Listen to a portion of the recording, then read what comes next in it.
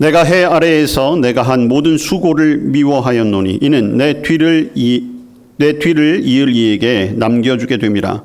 그 사람이 지혜자일지 우매자일지야 누가 알랴마는 내가 해 아래에서 내 지혜를 다하여 수고한 모든 결과를 그가 다 관리하리니 이것도 헛되도다.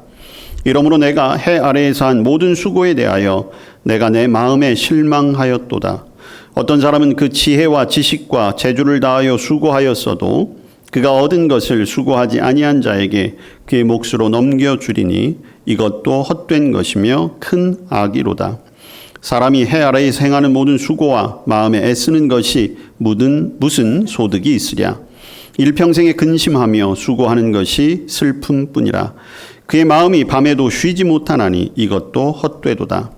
사람이 먹고 마시며 수고하는 것보다 그의 마음을 더 기쁘게 하는 것은 없나니 내가 이것도 본즉 하나님의 손에서 나오는 것이로다.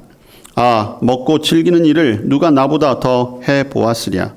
하나님은 그가 기뻐하시는 자에게는 지혜와 지식과 희락을 주시나 죄인에게는 노고를 주시고 그가 모아 쌓게 하사 하나님을 기뻐하는 자에게 그가 주게 하시지만 이것도 헛되어 바람을 잡는 것이로다. 아멘. 누가복음 12장 13절에서 21절 말씀입니다. 한 절씩 교독하겠습니다.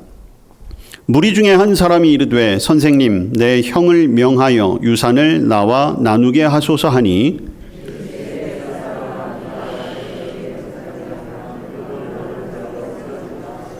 그들에게 이르시되 삼가 모든 탐심을 물리치라. 사람의 생명이 그 소유에 넉넉한 데 있지 아니하니라 하시고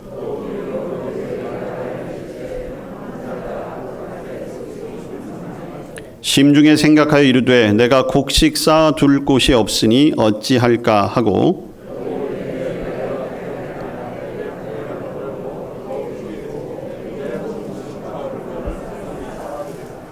또 내가 내 영혼에게 이르되 영혼아 여러 해 쓸 물건을 많이 쌓아 두었으니 평안히 쉬고 먹고 마시고 즐거워하자 하리라 하되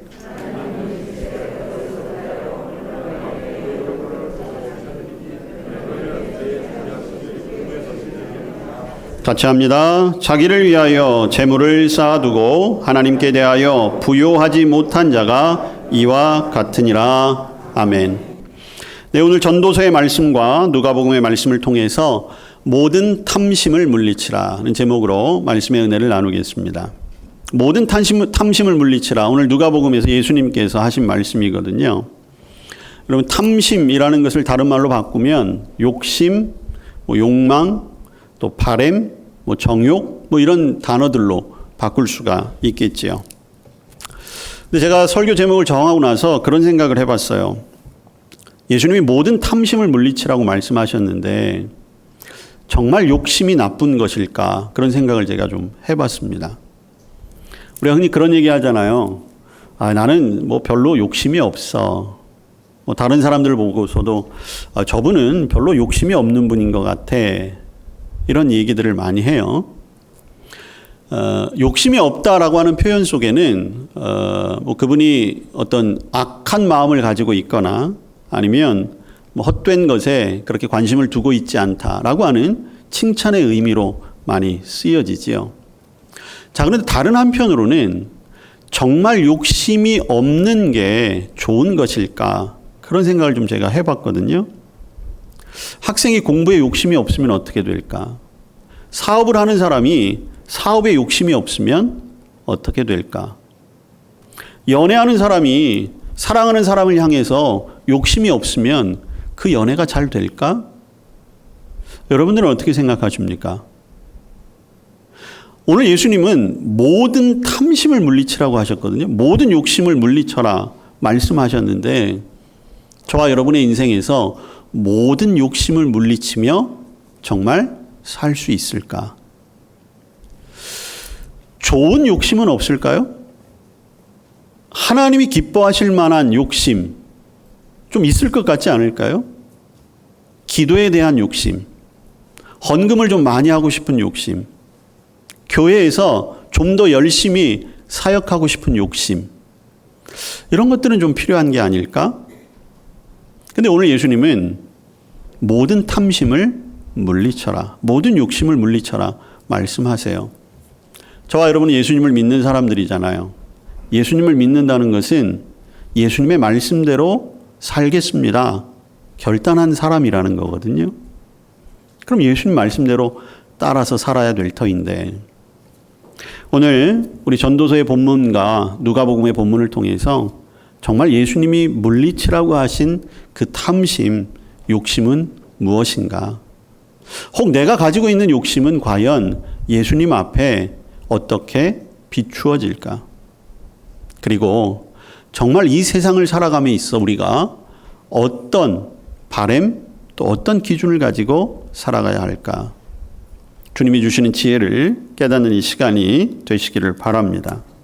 오늘 누가복음 본문에 보면 한 사람이 예수님을 찾아와서 요청을 하게 됩니다. 이 사람은 예수님께 시비 걸러 온 사람도 아니었어요. 그렇다고 무언가 가르침을 받으러 온 사람도 아닌 것 같아요. 그냥 무리 중에 한 사람이라고 했어요. 그런데 예수님에게 와서 다짜고짜 자기 형에게 얘기해서 유산을 나누게 해 주십시오, 이렇게 부탁을 하고 있습니다. 근데 예수님이 이 부탁을 한 사람이 좀 민망할 정도로 좀 거친 반응을 보이세요. 그냥 조금 완곡하게 아니 나는 그런 걸 판단하는 사람이 아니야, 이렇게 얘기하셔도 되거든요. 근데 그 사람을 보면서 14절 말씀에 보니까 이 사람아, 누가 나를 너희의 재판장이냐, 물건 나누는 자로 세웠느냐, 이렇게 말씀하세요. 여러분, 쓰여진 글을 통해서도 감정이 조금은 느껴질 수 있습니다. 예수님이 굉장히 날카롭게 말씀하고 계시다는 거예요. 여러분, 이 예수님을 찾아온 이 사람은 답답해서 찾아왔을 수 있어요. 왜냐하면 율법에는 유산을 나누는 기준이 분명하게 기록되어 있습니다. 아주 잘 기록이 되어져 있어요. 그러니까 율법대로 하면 되는 거예요. 그건 누가 판단하고 판단 안 하고의 문제가 아니에요. 그냥 율법대로만 하면 돼요. 대개 율법은 장남에게 50%, 그리고 나머지 형제들이 나머지 것을 가지고 나누게 되어져 있고, 또 그것도 둘째냐 셋째냐 그에 따라서 차등 분배하도록 잘 정리가 되어져 있습니다. 예수님 당시의 율법은 굉장히 세세하게 잘 기록이 되어져 있거든요. 그러니까 그것만 따르면 돼요. 그런데 이 사람이 지금 예수님을 찾아왔다는 것은 그 율법대로 하지 않았다는 것이죠. 우리가 추정해 볼 수 있는 건 형이 욕심을 부려서 다 가지려고 했다거나, 아니면 이 동생이 율법대로 자기의 몫을 받긴 해야 되는데 왠지 그게 마음에 들지 않아서 예수님께 와가지고 요청할 수 있다는 거죠. 자, 결국 형이 됐든 동생이 되었든 이 유산 분배의 문제는 결국 욕심이었다는 거예요. 그래서 아마 예수님은 그 마음을 아셨던 거지요. 그래서 왜 나로 하여금 그것을 판단하게 하느냐 반문하시고는 오늘 15절 말씀에 모든 탐심을 물리쳐라 말씀하고 계시는 거죠. 예수님을 찾아온 이 사람에게는 직언하신 거예요. 요새 말로 이야기하면 뼈를 때리는 말, 사이다 발언을 예수님이 하신 거지요. 네 안에 욕심이 있어. 물론 억울함이 있을 수도 있어요. 제가 서두에 말씀드린 것처럼. 그러나 억울함이라는 것도 사실은 그 기반에는 자기 뜻대로 되지 않는 것에 대한 욕심이 있을 수 있는 거잖아요. 그러니까 예수님은 그것을 말씀하신 거죠. 자, 그런 다음에 예수님께서 비유로 말씀을 하십니다. 그 16절 이하에 나오는 말씀인데, 비유는 대략 이런 거죠. 부자가 있었어요. 그런데 자기가 1년 농사를 짓고 나 보니까 수확이 풍성한 거예요. 그래서 수확을 하려고 보니까 곡식을 거두어서 보관해야 되는데 기존에 자기가 가지고 있는 창고가 너무 작은 거예요. 뭐 요새 같으면 뭐 현금화를 한다든지 아니면 뭐 금 같은 걸로 바꾸어서 은행에 놓아두면 되지만 이때 당시에는 현물이니까 창고가 필요하지 않았겠습니까? 그래서 생각하는 거예요. 야, 내가 창고를 더 만들어야 되겠구나. 그리고 생각해 보니까 물질적으로 조금 풍요롭잖아요. 그래서 자기의 미래를 이렇게 설계하는 거죠. 조금 더 좋은 거 먹고 조금 더 좋은 데서 살고 조금 더 편안하게 살 수 있겠구나. 이렇게 이야기하는 거지요. 여러분, 이 부자는 악한 부자가 아니에요. 비유로 등장하는 우리는 성경에서 가끔 여러분들이 왜곡해서 받아들이는 것이 있는데 예수님은 부자를 미워하셨다. 그렇게 생각할 수 있는데 절대로 그렇지 않아요. 예수님 부자 미워하신 적 없어요. 오늘 본문에 나온 그러다 보니까 우리는 성경에 부자라는 이야기가 나오면 왠지 악한 존재로 생각하는데 절대로 그렇지 않아요. 이 부자는 악한 방법으로 자기의 재산을 증식하지 않았어요. 오늘 본문에 부자라고 소개하잖아요. 원래 부자예요.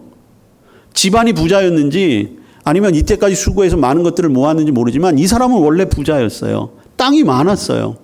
그런데 날씨도 좋아요. 그 해 따라. 그러다 보니까 땅이 많으니까 소출이 많을 수밖에 없는 거예요. 여유가 있으니까 그리고 잉여 재산이 있으니까 잘 보관해야 되잖아요. 창고를 짓는 게 맞아요.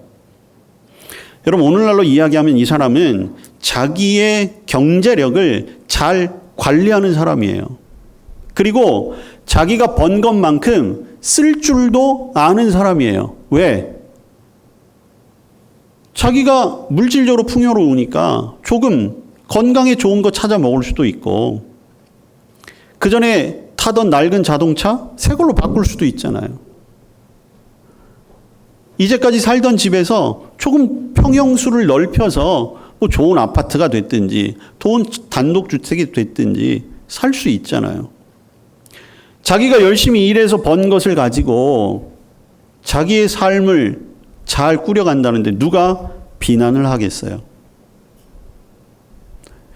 요즘 말로 이야기하면 이 사람은 자기 재정을 잘 관리하는 사람이라고 인정받을 수 있어요. 주변 사람들에게 뭐 칭찬도 받을 수 있고 원래 부자라고 하니까 뭐 주변 사람들의 시기도 있기는 하겠지만 딱히 이 사람은 다른 사람에게 피해 준 일이 없다는 거죠. 근데 오늘 예수님의 판단은 조금 다르네요. 이 부자를 향해서 예수님이 이렇게 말씀하세요. 20절 말씀해 보니까 하나님이 이르시되 어리석은 자여. 부자가 어리석다는 거예요. 자, 여러분 성경은 하나님의 말씀이잖아요. 그러면 하나님의 말씀은 하나님의 기준으로 바라보고 하나님의 기준으로 해석해야 돼요. 오늘 예수님이 어리석다라고 하는 단어를 사용하셨는데 성경에는 어리석다라는 표현이 꽤 자주 나옵니다. 자, 그런데 우리는 그냥 일반적으로 어리석다라고 이야기할 때는 뭔가 지혜가 부족하거나 아니면 지식이 좀 딸리거나 방법을 잘 모르거나 때에 적절한 말이나 행동을 하지 못할 때 어리석다라는 표현을 써요.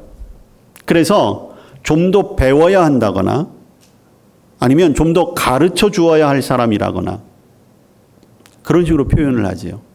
그러니까 어리석다라는 말의 뜻에는 조금 어리다, 아직 미성숙하다 그런 의미를 담고 있어요. 그게 우리가 일반적으로 생각하는 어리석다라는 거예요. 그래서 오늘 예수님이 이 부자를 향해서 어리석다라는 표현을 썼을 때 우리는 그렇게 생각할 수 있는 거죠. 근데 여러분 성경에서의 어리석다라고 하는 것은 우리가 생각하는 일반적으로 쓰는 어리석다와는 조금 다른 의미를 가지고 있어요. 대표적인 것이 선과 악도 마찬가지예요.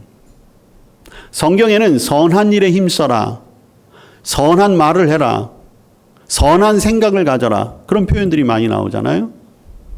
이 세상에서는 선하다라고 하면 착한 것을 의미해요.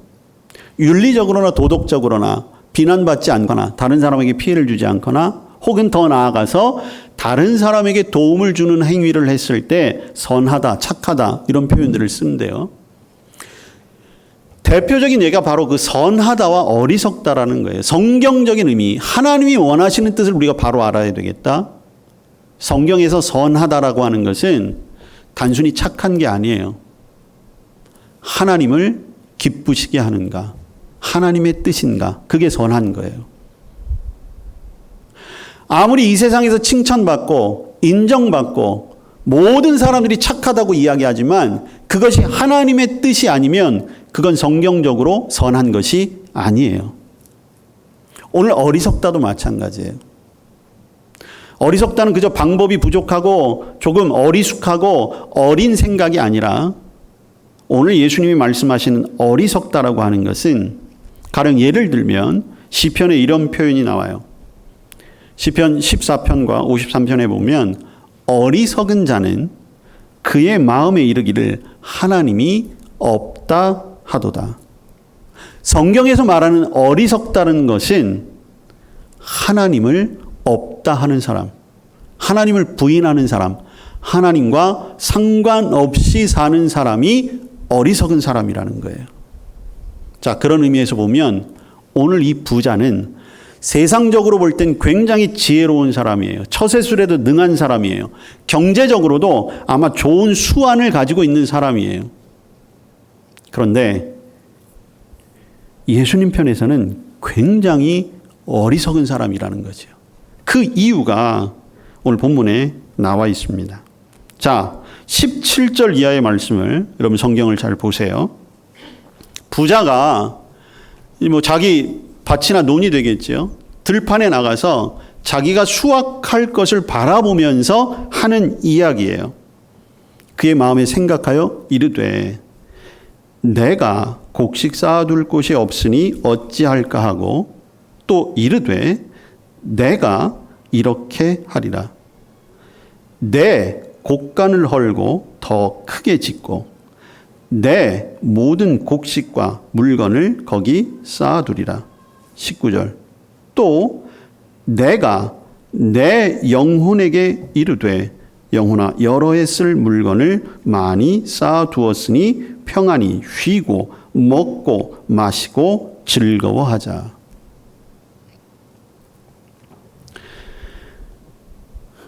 여러분, 제가 이 성경을 읽으며 좀 강조점을 둔 단어가 있다는 게 느껴지십니까? 바로 내가라고 하는 거예요. 이 사람의 중심은 자기 자신이에요. 여러분, 모든 사람은 자기가 중심이 되는 건 부인할 수 없어요. 이건 틀린 건 아니에요. 그런데 오늘 이 부자는 마지막에 이렇게 이야기합니다. 내 영혼에게 이르되. 이 부자는 자기가 수고하고 애쓰고 계획하고 그리고 거둬들인 그 물질을 통해서 자기의 영혼까지도 만족시킬 수 있다라고 생각한 거예요. 그러다 보니까 어떻게 됩니까? 철저하게 향락주의, 물질, 만능주의가 되는 거지요. 평안히 쉬고 먹고 마시고 즐거워하는 일에만 관심을 갖게 되는 것입니다.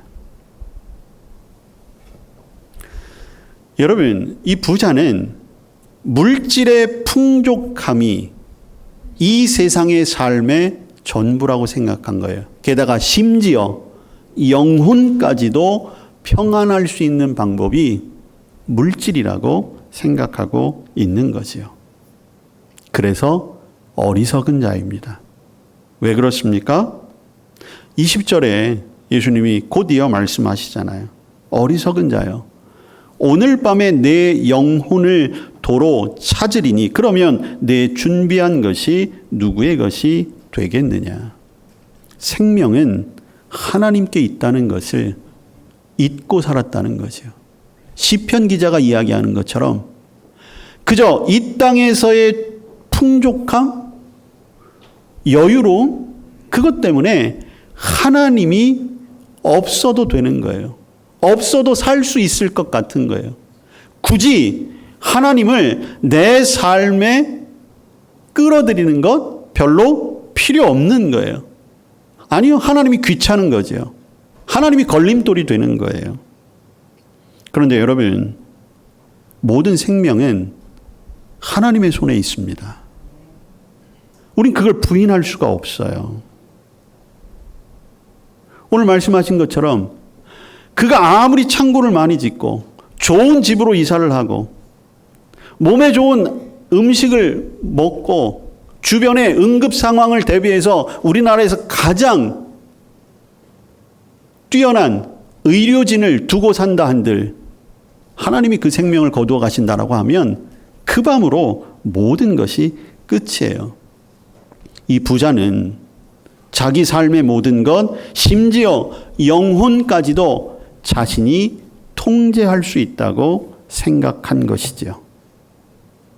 그러나 여러분, 하나님이 한순간 생명을 다루시면 그가 할 수 있는 일은 아무것도 없는 것입니다.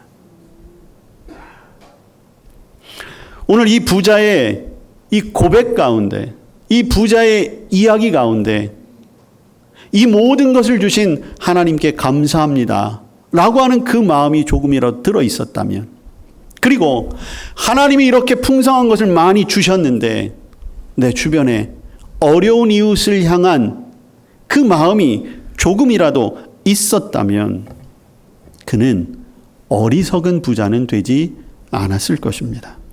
그러나 오늘 그의 독백, 그의 이야기 속에서 그는 하나님도 이웃도 생각하지 않은 채 그저 나, 내가, 내 것, 자기 중심주의로 살아가고 있는 그의 모습을 보게 된 것이죠. 예수님은 바로 오늘 우리에게 그 말씀을 하고 계세요. 여러분, 욕심 있어야 하지요. 저는 욕심이 있어야 된다고 생각해요. 하나님을 향해서도 여러분, 욕심을 좀 가지세요. 나를 위함이 아니라 하나님 나라를 위한, 이런 표현이 맞을지 모르겠지만 거룩한 욕심이라고 할까요? 주님이 원하시는 것을 하고 싶어하는 그 욕심. 나만을 생각하는 것이 아니에요. 내가 통제할 수 있다라고 하는 허황된 자신감 버려야 된다는 것입니다. 내가 누구인가, 내 삶의 주인이 누구인가를 분명히 알 때 그 안에서 우리가 무언가 소망을 가지고 욕심을 갖는다면 저는 그것은 분명히 주님도 기뻐하시고 칭찬하실 만한 탐심, 욕심이 될 수 있으리라 믿습니다. 그래서 오늘 비유의 마지막에 예수님이 뭐라고 말씀하세요? 21절에 자기를 위하여 재물을 쌓아두고 하나님께 대하여 부요하지 못한 자가 이와 같으니라. 어리석은 자라는 거예요.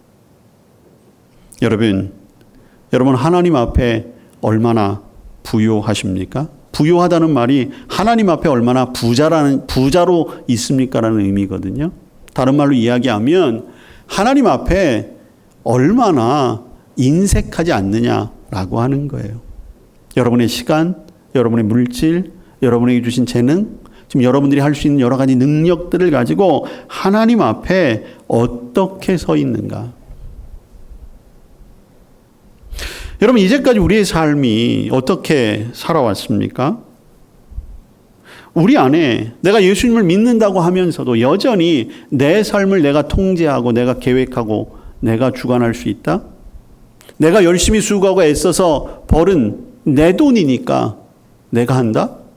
요새 뭐 내 돈 내산, 내 돈 주고 내가 산 건데 누가 뭐라 할 거냐, 뭐 그런 표현들이 있다고 하는데 정말 그렇게 생각해도 맞는 것일까? 또 어떤 분들은 그렇게 생각하실 수 있을 거예요. 야, 이 정도면 그래도 좀 안정적이지 않을까? 또 한편으로는 아무리 계산을 해봐도 요새는 초고령 사회니까 은퇴하고 나서도 40년, 50년을 살아야 되는데 야, 그렇게 살려면 지금 가지고는 택도 없어.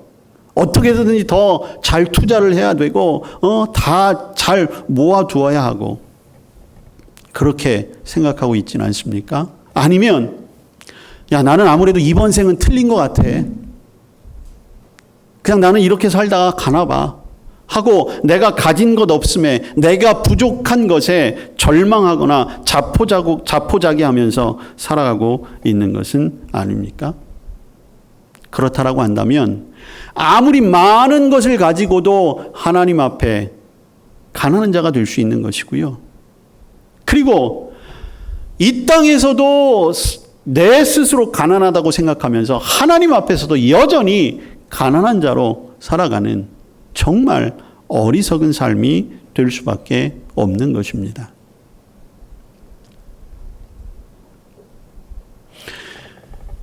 여러분, 오늘 우리 구약 전도서 말씀을 읽었어요. 전도서는 솔로몬의 지혜서라고 하잖아요.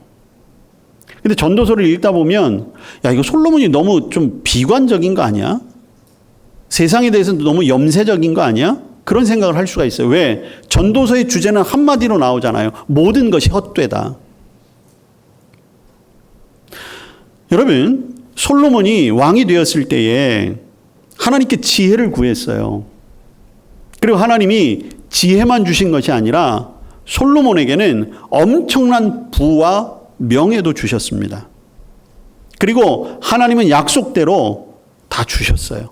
누리게 하셨어요. 솔로몬 전후로 솔로몬과 같은 부와 명예를 누린 사람이 없어요.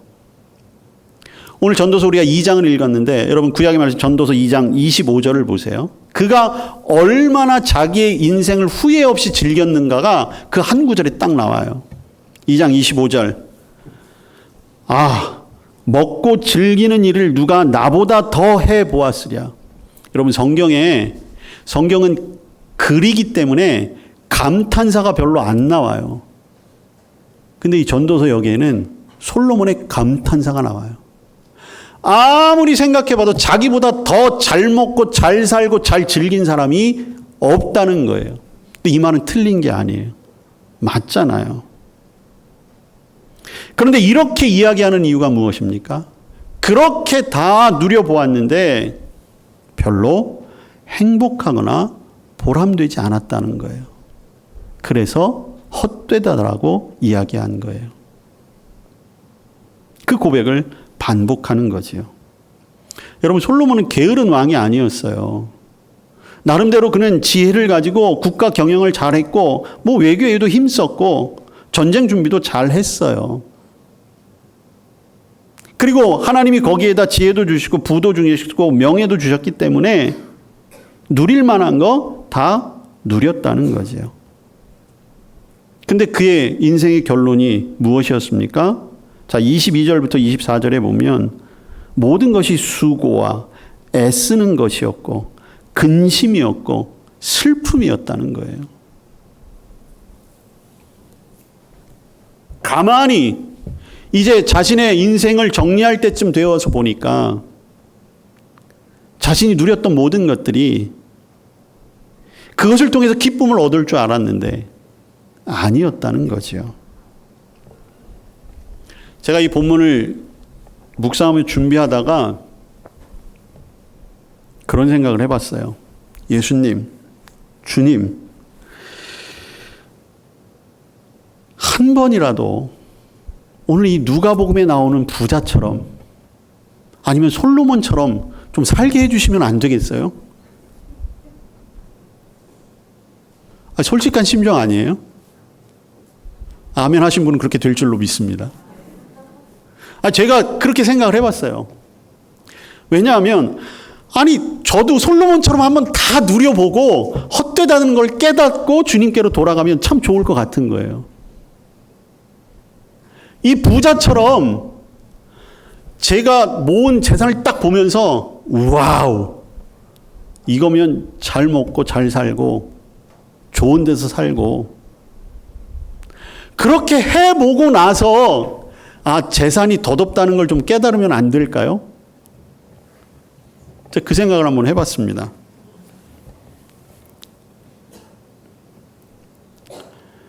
그런데 여러분, 주님이 비유로 말씀하시고 솔로몬이 그렇게 이야기한 걸 성경에 남겨놓으신 분명한 이유가 있을 거 아니에요.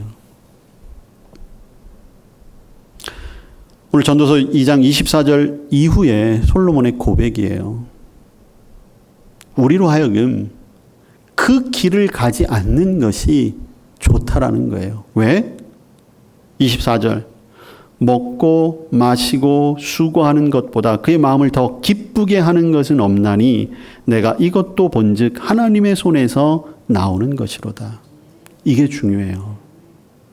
여러분, 부자가 되지 말라는 거 아니에요. 교회 다니는 사람은 무조건 청렴하긴 살아야죠. 무조건 가난하게 살고 자기 거 뭐 다 이웃 나눠주고 그런 거 아니에요. 어떤 목사님이 그런 책도 내셨잖아요. 깨끗한 부자. 저는 그 논리에 동의해요. 저는 여러분들이 다 깨끗한 부자가 되셨으면 좋겠어요.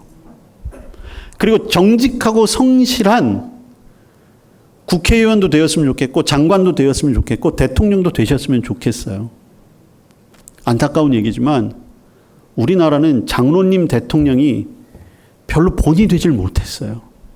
세워주셨음에도 불구하고. 근데 여러분,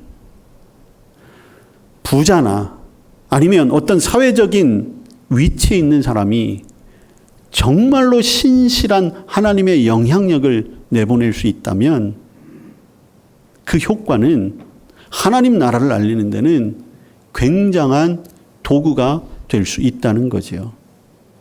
그런데 중요한 것이 무엇입니까? 그 모든 것이 하나님의 손에서 나왔다는 것을 분명히 알아야 한다는 거예요.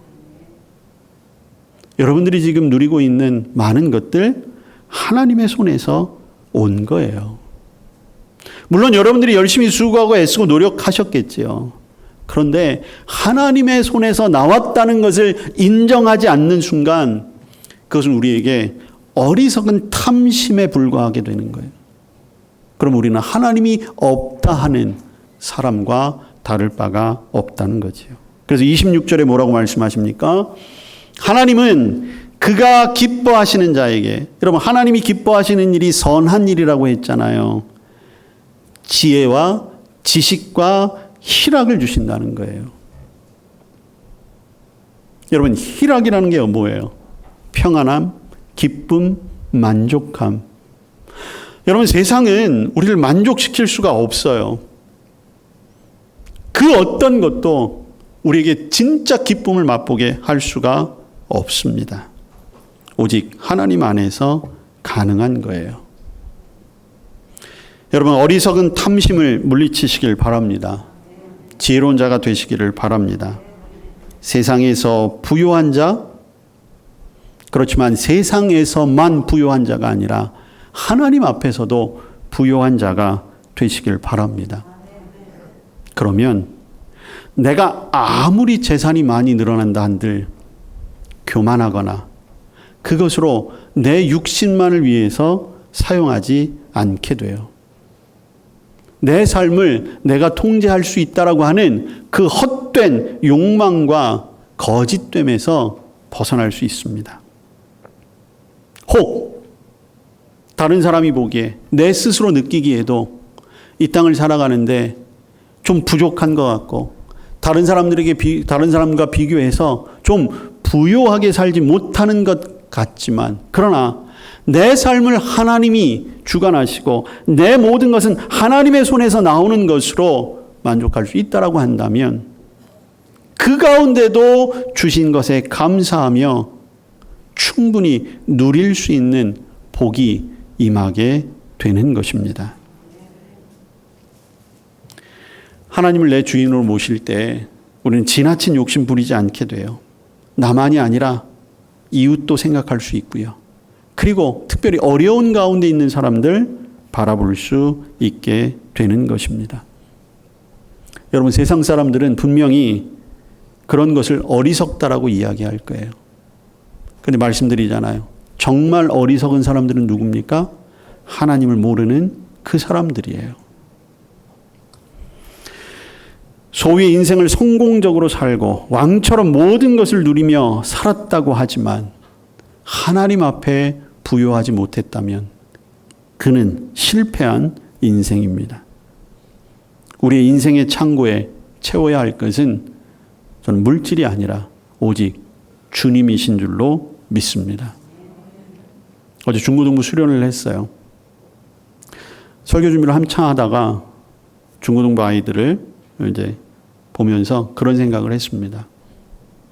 저도 자녀를 키우는 입장에서 우리 다음 세대들이 이 생각, 이 가치관을 가져야 될 텐데 그 생각이 문득 들었어요. 여러분 요새 우리 경제가 어렵잖아요. 그러면서 가장 많이 등장하는 단어 중에 하나가 2030이라는 단어예요. 20대, 30대. 우리 다음 세대들이거든요. 지금 20대, 30대가 관심 있는 게 뭡니까? 영혼까지 끌어모아서 부동산 사고, 주식 투자하고, 코인하고. 왜 그렇습니까? 왜 그런 것 같으세요? 안타깝게도 저와 여러분이 그렇게 살았기 때문이에요. 그대로 배운 거예요. 본 거예요. 여러분 그 2030 가운데는 부모님이 교회 다니는 사람이 하나도 없었을까요? 예수님 잘 믿는 사람이 하나도 없었을까요? 근데 그럼에도 불구하고 우리의 다음 세대들은 우리들을 보면서 야, 이 세상의 소망은 부동산밖에 없는 거야. 이 세상의 소망은 돈밖에 없는 거야. 그렇게 생각한다는 거죠. 지금 여러분의 자녀들은 어떻습니까? 여러분의 다음 세대들은 어떤 생각을 가지고 살아가고 있습니까? 창조주 하나님을 기억하고 우리의 삶의 주관자, 인도자가 되시는 하나님을 기억하는 게 그래서 중요합니다. 그래서 솔로몬이 전도서의 마지막 부분에 가서 너의 창조자를 기억하라. 이야기한 이유가 거기에 있는 거예요. 어리석은 모든 탐심을 물리치고 정말 하나님 앞에서 거룩한 욕심으로 하나님이 인정하시는 부요한 자로 살아갈 수 있기를 축복합니다. 기도하겠습니다. 주님 감사합니다. 오늘 주신 말씀 우리의 마음에 잘 새기게 하시고 하나님 앞에 부요한 성도로 살아가게 하옵소서. 예수님 이름으로 기도합니다. 아멘.